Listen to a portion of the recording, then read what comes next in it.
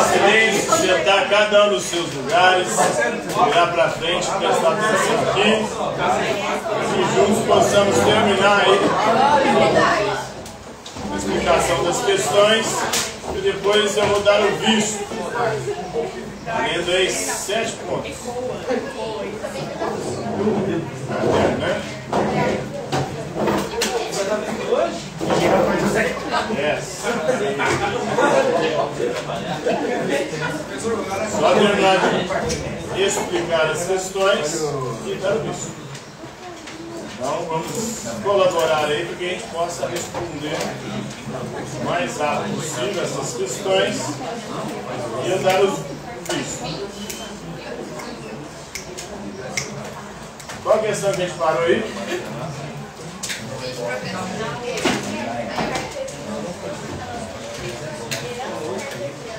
Qual foi a herança cartesiana, a herança de René Descartes?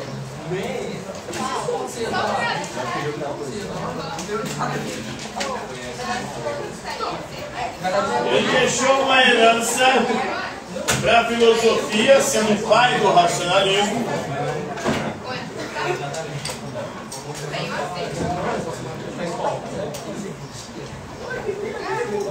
Mas não tem nada.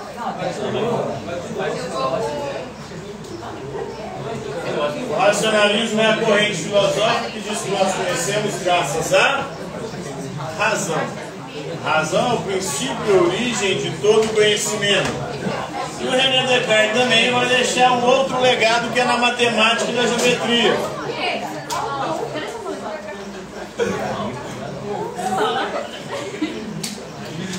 O plano cartesiano, as coordenadas cartesianas. Já tem gente lá, né? Tem gente na fila também.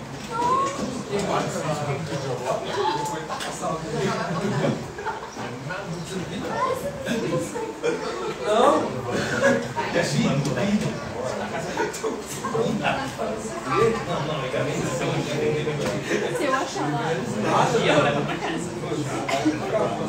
As coordenadas cartesianas são importantes aí para a geometria analítica, né?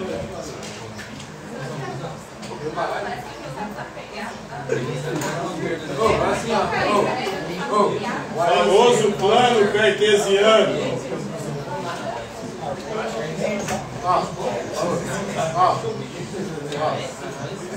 Então essa foi a herança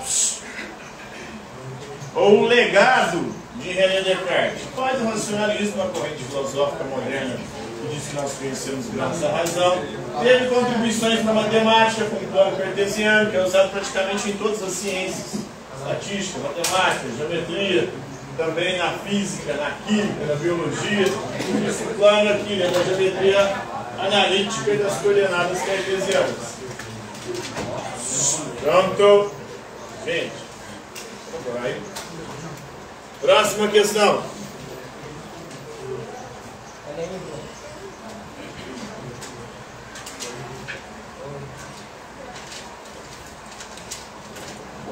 Próxima questão. Quem foi Baruch Spinoza?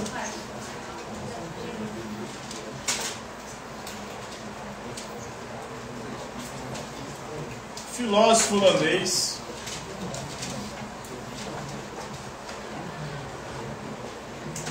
Viveu na transição do século XVII para o século XVIII.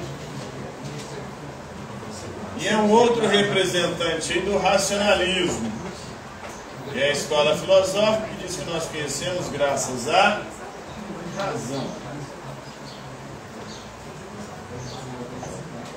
Próxima questão. Qual foi a crítica de Spinoza à religião? Qual foi a crítica de Spinoza à religião? Segundo Spinoza, a religião ela é fundamentada na fé.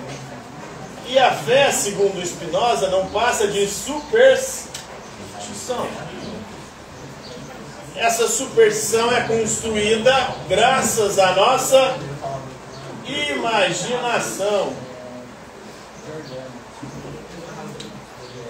A nossa imaginação, por conta de não conseguir explicar os fenômenos de forma racional científica, tenta explicar com historinhas, com fantasias. E a gente cria seres sobrenaturais, inventa seres sobrenaturais para tentar explicar os fenômenos. Por que a chuva cai? Tem um Deus que manda a chuva, porque o raio cai, tem um Deus que manda o raio, e sim sucessivamente. Então a nossa imaginação cria superstições, que é a base das crenças e da fé, que é o fundamento das religiões. Então, a religião seria fruto da nossa imaginação. Mas os políticos, historicamente, perceberam a força e o poder da religião. Porque ela move com as nossas paixões. A religião mexe com os nossos afetos. E por isso, desde priscas eras, a humanidade, ou os poderosos, os políticos, passaram a usar a religião como instrumento de dominação política.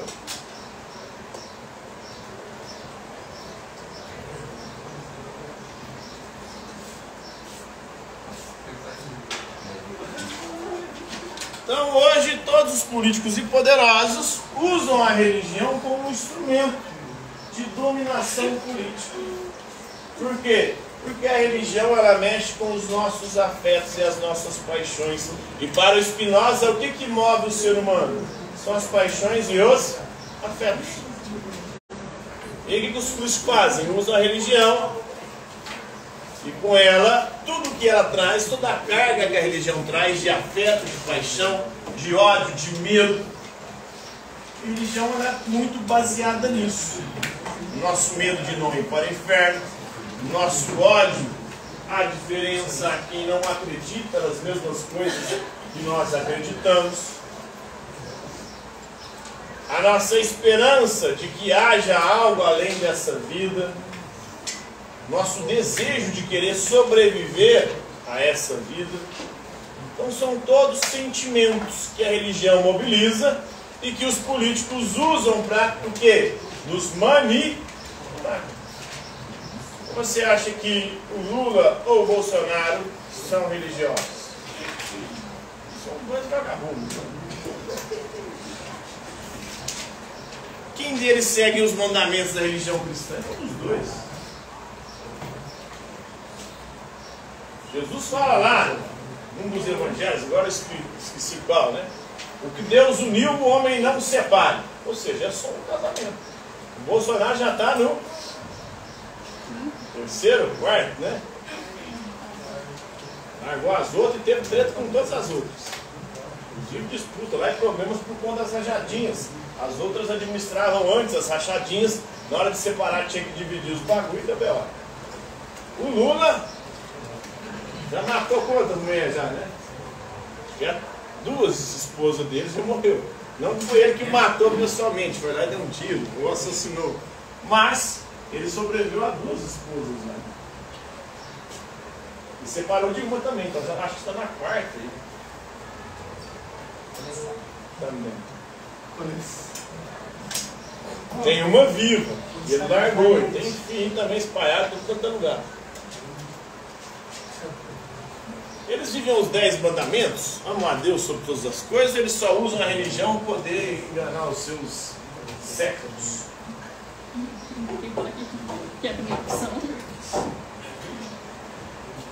Eles só vão na igreja para quê? Isso é campanha política.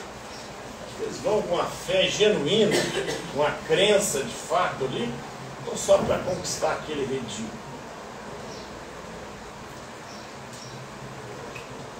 Então o Spinoza já falava isso, no início da modernidade lá, né? Na verdade, no meio da modernidade. Né? É um instrumento de dominação política, a religião.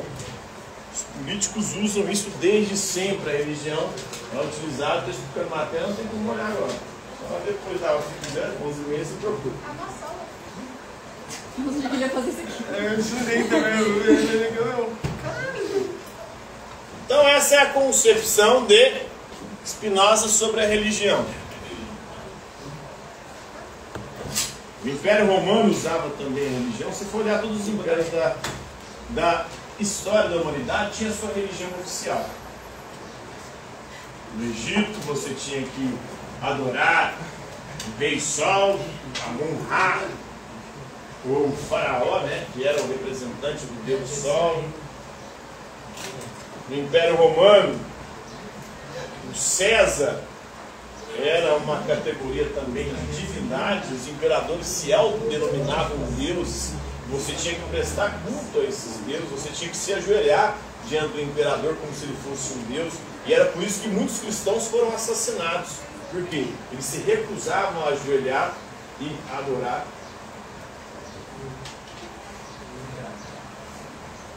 Na época de Jesus, se parar para pensar, se os políticos realmente seguissem essa religião, seria contra a teoria do realismo político de Maquiavel, porque eles seriam tão bons que não chegariam em lugar nenhum. Exatamente, né? O mundo seria um paraíso, né? Se eles seguissem de fato a religião. Porque todas as religiões falam de um paraíso, de um mundo, né, livre da miséria, livre de todos os problemas sociais que a gente percebe, livre da corrupção. Mas... né? Tem gente lá dentro, não? Essa aí tem uns 10 minutos. Ele vai. Se você... tem coisa aqui na frente também contigo. Se você for olhar todas, né? No próprio tempo de Jesus, a religião judaica da época de Jesus era uma religião política. Tinha os partidos políticos. Os fariseus eram um grupo político, né, que tinha uma determinada crença diferente dos saduceus e várias outras facções ali. E é essa galera que perseguiu e matou Jesus. É sempre a religião sendo usada como instrumento de dominação política. Aí desde que o cristianismo passou a ser a religião predominante no Ocidente, ela também, se você for falar, fake news não é uma coisa aqui. Vai você vai voltar mais hoje. Tá louco? Lógico que eu vou ver aquela de fora, quero prestar atenção na aula. Agora é fake news.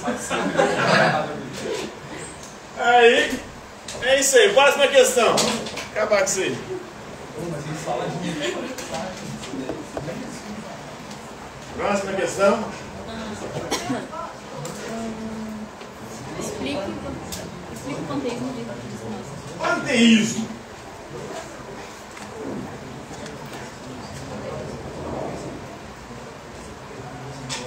Teísmo no grego tel quer dizer Deus. E pan, o que é pan? Tudo, né? Poli que é vários, né? Pan é tudo, ou todos. Então, panteísmo, para o panteísmo, tudo é Deus. O Spinoza vai dizer o seguinte: Deus sive natura. Deus, ou seja, a natureza, significa que Deus é a natureza. O que criou todas as coisas? A natureza. Por isso a natureza ela é Deus. Todos nós somos obras da natureza. Se a natureza é a criadora, portanto ela é a Deus. O princípio e origem de todas as coisas é a natureza. E se a gente é parte da natureza, a gente também é parte de Deus. Por isso somos Deus também. Por isso tudo é Deus, porque tudo é obra da natureza. Deus é a natureza. Nós somos modos e atributos, manifestações da natureza. Portanto, obras e parte de Deus. Por que o panteísmo era motivo de perseguição durante a Inquisição? Porque para eles isso aqui é uma heresia, né? Um erro doutrinal. Deus é transcendente, ou seja, Deus é além desse mundo. Deus não se identifica com esse mundo. Por mais que Ele tenha criado esse mundo, Ele e o mundo são duas coisas distintas. Aqui para o Spinoza, Deus e o mundo é a mesma coisa.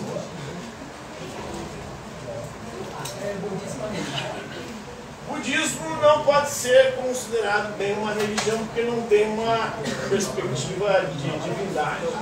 Não ter um Deus. Apesar de ter alguns elementos de religião, como uma crença em algo transcendente. Uma vida além dessa vida. Mesmo assim, depende da facção do budismo, porque algumas não acreditam que algo além dessa. Outros acreditam em reencarnação, outros acreditam em nirvana, tem várias vertentes dentro do budismo. Eles não acreditam em Deus. Oi? Eles acreditam em Deus. Só se for alguma outra facção, né? Porque eu vi um podcast lá de uma monja. Ela sempre fala de Deus. É aquela careca lá? É. Todos são. Monja Coen? É. Acho que ela fala assim. Então, eles falam porque eles pegam uma perspectiva aí do diálogo interreligioso, para tentar conversar com outras pessoas. Mas o budista mesmo não acredita em Deus. Aí ele fala, o que você chama de Deus, eu acredito que seja a natureza, né? Uma força cósmica que rege toda a realidade, né? Cujo princípio aí é o amor, que é a união das coisas que gera. Aí pode pegar essa perspectiva, né? Para tentar dialogar com pessoas, né? Principalmente que ela está no Brasil, que é um país predominantemente cristão, ela tenta usar essa linguagem figurada, mas na crença pessoal individual dela, a monja Coen, né? Eu não sei se era budista mesmo, é budista, né? Não sei a religião dela. Mas eles pegam isso para tentar dialogar, isso deve ser um ponto de referência, de apoio, mas ela não acredita nesse Deus transcendente, não. Próxima questão. Explique a condição trágica do ser humano segundo Pascal. A condição trágica do ser humano segundo Pascal. É porque eu quiser, né? Pascal é outro filósofo, esse é francês, né?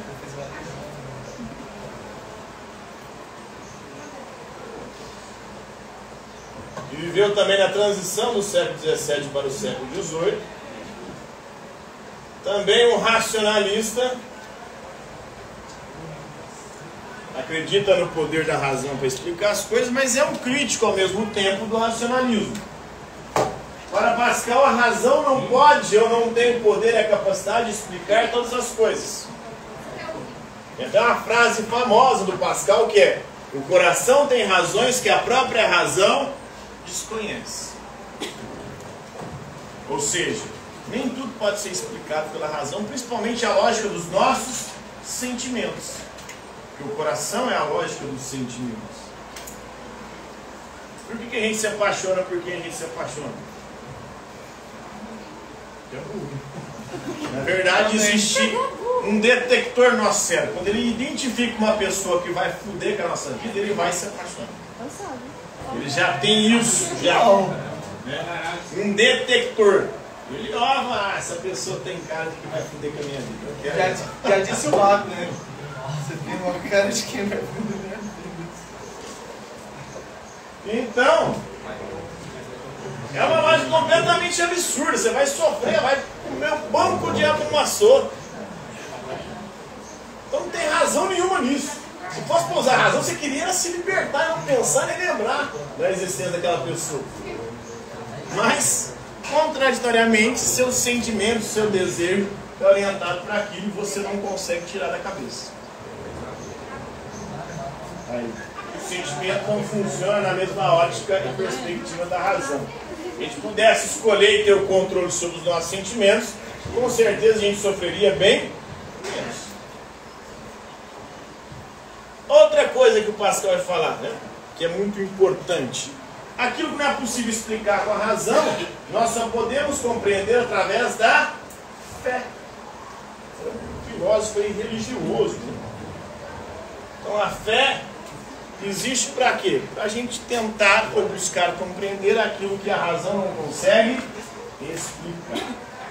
E aí o ser humano vive uma condição trágica.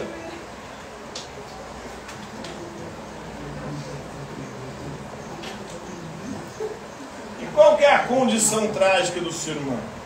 O ser humano está no meio do caminho entre tudo e o nada.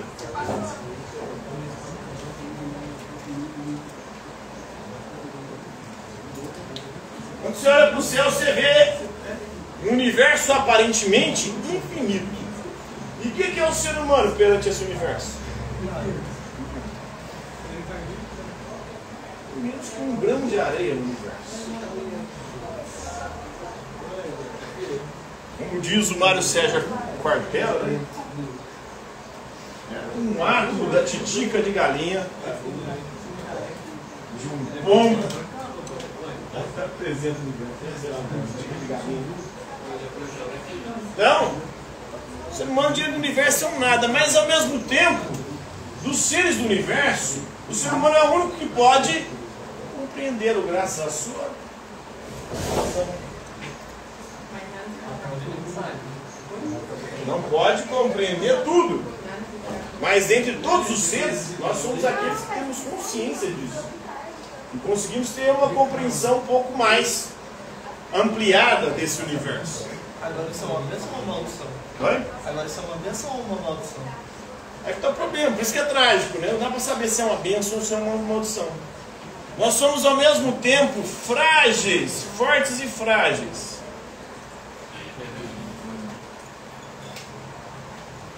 Frágil por quê? Uma microscópica bactéria, um microscópico vírus pode nos matar. São frágeis. O ser infinitamente menor do que a gente pode acabar com a nossa vida. Mas ao mesmo tempo somos fortes. Por quê? Por conta de novo da nossa razão. Que a gente compreende como funcionam os vírus e as bactérias e desenvolvemos o quê? Ciência capaz de combater esses vírus e bactérias, essas coisas microscópicas. Então aí nós somos fortes e conseguimos muitas vezes vencer. Essa é a condição trágica, né? Estamos no meio do caminho do nada. Somos fortes, mas ao mesmo tempo frágeis. Somos o que ele chama de um caniço pensante. O que é um caniço? Caniço é um objeto que é facilmente quebrado. Não é fácil de quebrar. A gente é fácil de quebrar. Mas é um caniço pensante, ou seja, o pensamento, a razão, nos diferencia dos outros caniços da natureza. Porque a gente, com o pensamento e a razão, pode compreender e dominar essa natureza. Claro que nem tudo, mas já é alguma coisa. Então essa é a condição trágica do ser humano. Tá bom? Que destreza. Oi? Que destreza. Só para terminar o Pascal, né? Ele vai falar também do Deus dos filósofos. Ele vai criticar o Deus dos filósofos. No século 17 e 18 ali, que foi o contexto histórico que ele viveu, as pessoas já não eram mais religiosas no sentido cristão da coisa. Mas muitos filósofos racionalistas começaram a ser teístas ou deístas. Acreditar que haveria um Deus que criou todas as coisas, ou um ser supremo que seria o princípio e a origem de tudo. E aí tentavam compreender esse Deus com a razão. E para o Pascal, o Deus verdadeiro, que é o Deus cristão para ele, ele era cristão, é um Deus que fala não a linguagem da razão, mas Deus fala a linguagem do coração, dos sentimentos. A fé é um sentimento. E o Deus, para ele, por isso seria o Deus verdadeiro, incompreensível para os filósofos. Por quê? Porque os filósofos tentam entender Deus com a razão. E com a razão nós não conseguiremos jamais compreender Deus. Porque Deus fala a linguagem do coração, dos nossos sentimentos.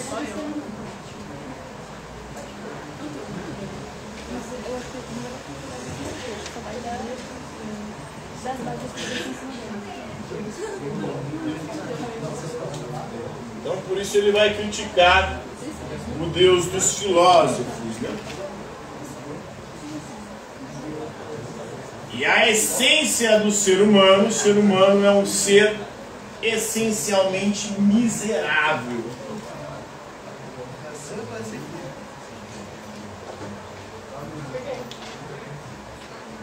Por que miserável? Porque desde o nascimento nós somos extremamente frágeis e carentes. Por isso que o sentimento é uma dimensão tão importante do ser humano, por conta da nossa carência. gente é carente, só o sentimento consegue suprir de alguma forma, amenizar a nossa carência. E a religião é um sentimento importante para amenizar essa carência, porque ela dá respostas que a ciência não consegue dar.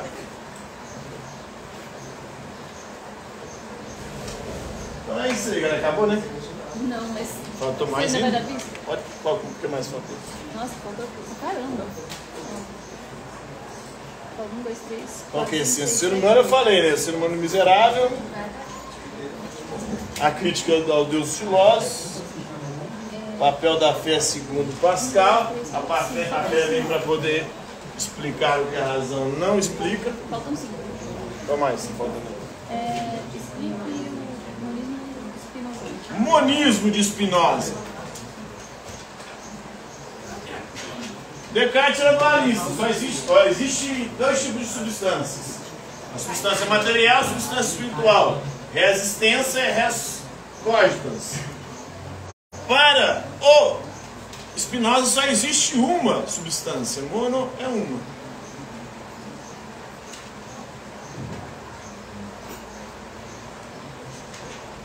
Essa substância é a natureza, que para Spinoza é Deus. Então não existe corpo e alma. O que nós chamamos de alma e espírito, para ele nada mais é do que o nosso cérebro. Não existe nada de espiritual. Tem que ser na natureza. A gente vai ver já já, né? Próxima questão. Explique a concepção de Deus imponente. Deus imanente. Deus é imanente. Por quê? Porque Deus identifica-se com esse mundo.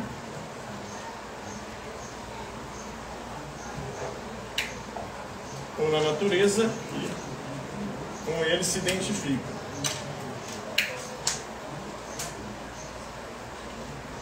Deus é a natureza, portanto Deus não está no além, numa outra realidade além dessa aqui. Deus é essa própria realidade, esse próprio universo.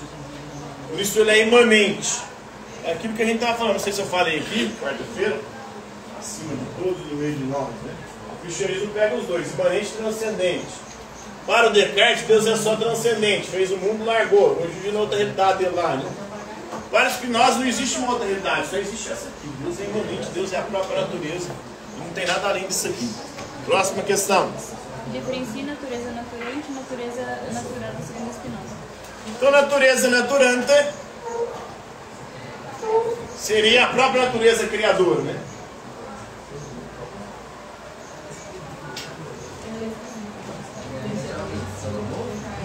A natureza criadora. Que cria o quê? Cria a natureza naturata.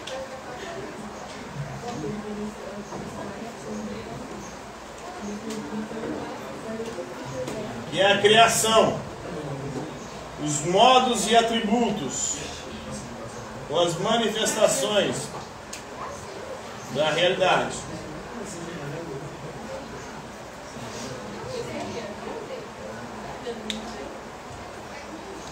Então, a natureza ela cria, tem a parte dela que é a criadora, que dá origem às coisas, e tem a natureza naturada, que é a criação. São aquelas criaturas que são obra da natureza. Nós, seres humanos, por exemplo, somos uma natureza naturata, uma criação da natureza, uma natureza naturante. Nós somos modos e atributos, manifestações dessa natureza criadora.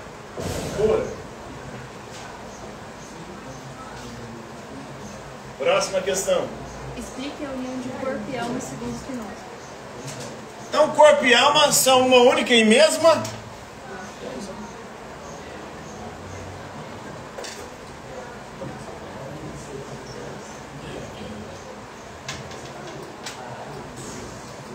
O que nós chamamos de alma espiritual nada mais é do que a nossa mente, o nosso cérebro, obra da natureza. Não tem nada de espiritual nisso. É o nosso cérebro, a nossa mente que comanda o nosso corpo. Não é um espírito, como queria o Descartes. Descartes dizia que o nosso corpo é uma máquina. E que a nossa alma é um fantasma na máquina. E é o fantasma que é a nossa alma que comanda a máquina que é o nosso corpo. Spinoza vai dizer que não. Existe um fantasma na máquina. A máquina é comandada, sim, mas pela própria máquina. Porque ela tem um cérebro com a mente que é a máquina que controla o corpo. Oi? Spinoza não. Descartes. O Descartes flertou ali, né? Ele viu na época da Inquisição, tinha medo um bocado de ser perseguido. Então teve muita coisa ali que ele não ousou dizer. Mas só as coisas que ele já defendia já era heresia. Porque para ele Deus é transcendente, Deus é um relojoeiro. Essa é a visão que depois vai ser o Deus dos filósofos. Um Deus que faz o universo de forma matemática, com as leis da física ali funcionando tudo de forma ordenada, faz o relógio e depois larga o relógio. Dá corda nele e deixa o universo funcionando. O Pascal é contra esse Deus. Aí Deus continua envolvido com o universo, inclusive amparando sentimentalmente os seres humanos, que são seres carentes, miseráveis. Próxima questão. Quem foi Blaise Pascal? Blaise Pascal, falei, né?